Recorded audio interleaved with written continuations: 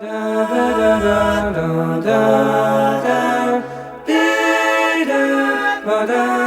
back to the channel and guitar and voice discoveries.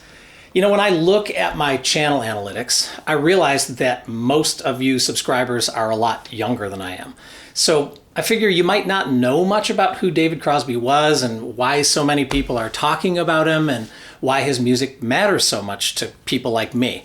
So to honor Cros, I'm going to do what's kind of impossible and try to boil his whole career down to just seven, putting my pick down, 7 definitive tracks.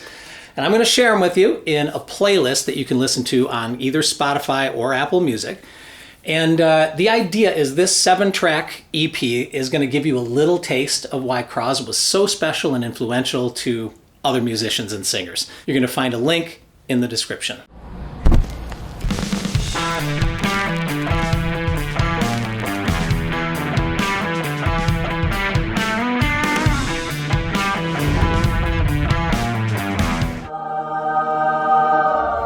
So to reduce David Crosby's career to 7 tracks is kind of crazy for a guy who released music publicly for over 60 years. But, you know, I think it's important to have kind of an easy access point into his career. So I've picked just 1 track from each of what I consider 7 career peaks, starting with his seminal folk rock band, the Byrds. So number 1 is an underplayed gem called Renaissance Fair. It was written with Roger McGuinn, and that's Crosby on the high harmony part. I think that maybe I'm dreaming. All right, to represent the early Crosby, Stills Nash and CSNY era, I picked number 2, Deja Vu. This song still sounds fresh to me over 50 years after it got released.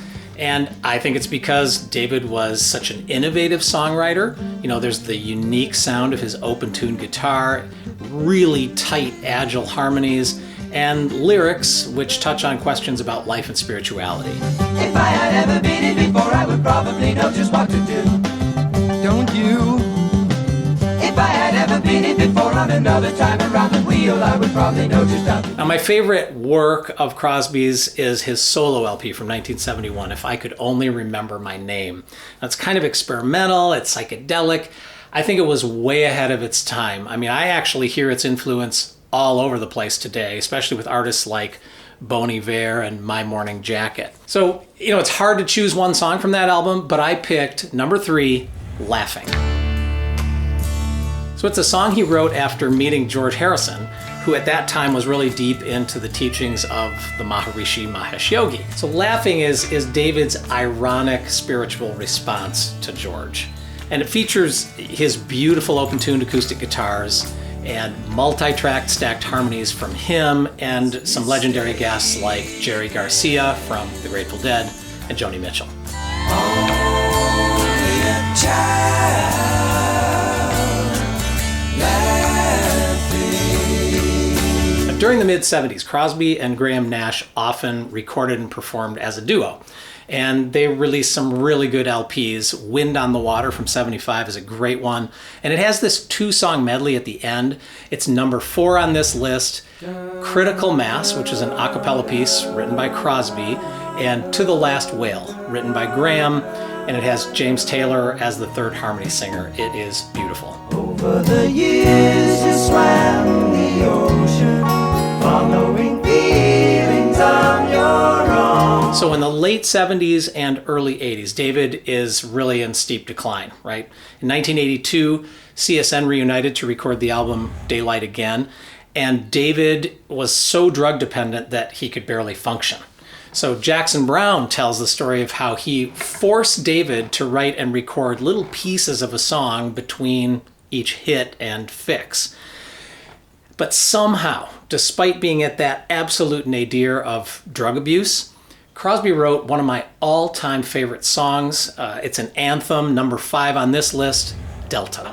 Crosby had layered his trademark harmonies, so the recording was basically done, but then Stills and Nash came in and added their voices, and the result is epic. You're on the Delta while they dance, while they... So a big part of Crosby's career was his work as a guest harmony singer. usually with Graham Nash. And there are lots of great examples, and I'm going to create and share another David Crosby playlist called Inner Harmonies, so you can hear a bunch of my favorite Crosby and Nash backup performances, you know, songs like James Taylor's Lighthouse and Jonathan Wilson's song Cecil Taylor, and stuff from Elton John, David Gilmour, etc. But if I have to boil down the Crosby and Nash guest harmonies to just one example, it has to be what I'm calling number 6 on this list, She's Becoming Gold by Mark Cohn. Now, this song was produced by John Leventhal, so there's subtle, incredible guitar work, and it's just the perfect marriage of a great song, a great track, and great vocal performances from Cohn, Crosby, and Nash. She's becoming gold. Sorry. She's becoming gold.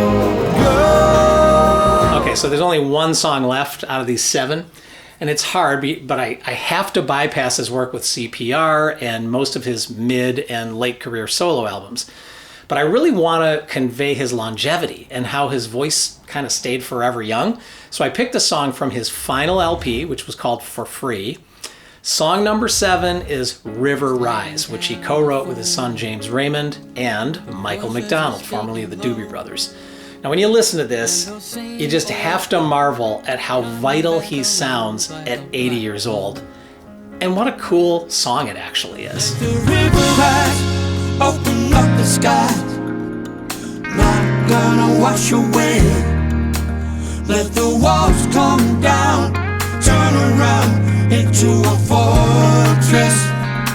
All right, there you go. David Crosby in 7 songs, and the more extensive career retrospective, David Crosby Inner Harmonies. You're going to find links to Spotify and Apple Music in the description. Now, if you'd like to hear one of my own songs featuring stacked harmonies inspired by Cros, check this out.